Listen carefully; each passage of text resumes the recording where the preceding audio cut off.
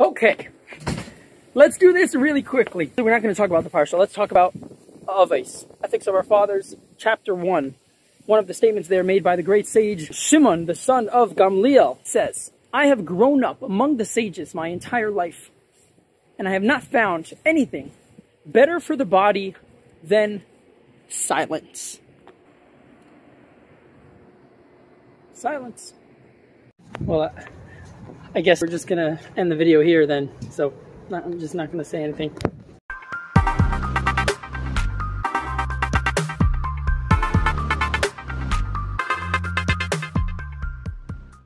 Okay, the Talmud goes so far as to say, what is our task in this world? What is like the purpose of life? It's to be as silent as the dumb.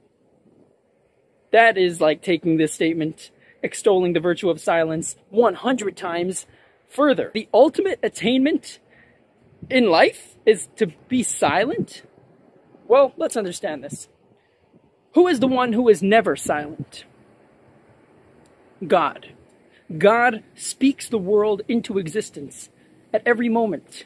God created and creates, recreates, animates the world in every aspect and detail into existence at every moment.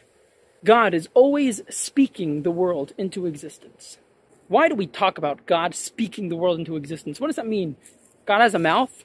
God says words?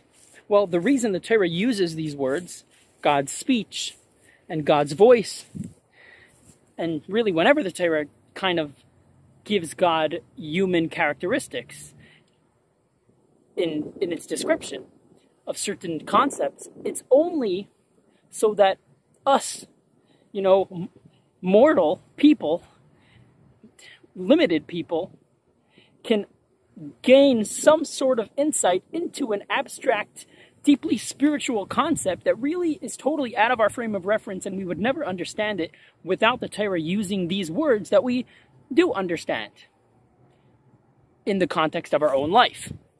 So Hashem is obviously not limited to what these words mean to us, but this is the Torah's way, this is Hashem's way of conveying something to us so that we can understand it. Now, let's understand, what is this idea of speech? Well, by saying that Hashem speaks the world into existence, the Torah is telling us that just like speech, the world is totally dependent upon Hashem, right? I can only be speaking so long as I am saying those words.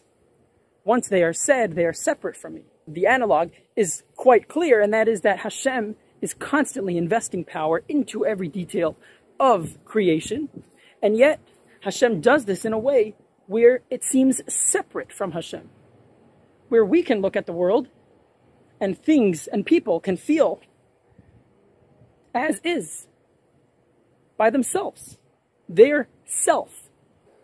There is one exception to this, though.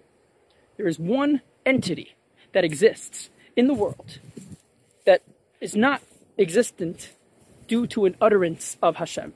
The one exception of this is you, is me. It is the soul, our soul. God isn't creating it through speech in a way where it can feel separate and in a way that where like a word parted from the speaker. No, the soul is totally bound up and united with God, for it is a piece of God, literally. So now it makes a little more sense, eh? What is our task in life? To make the soul primary, or to tap in to what is not God's speech. Silence. We have to keep this in the forefront of our mind, always, for so many reasons, but I would say primarily so that we can look at one another and realize just how one we are.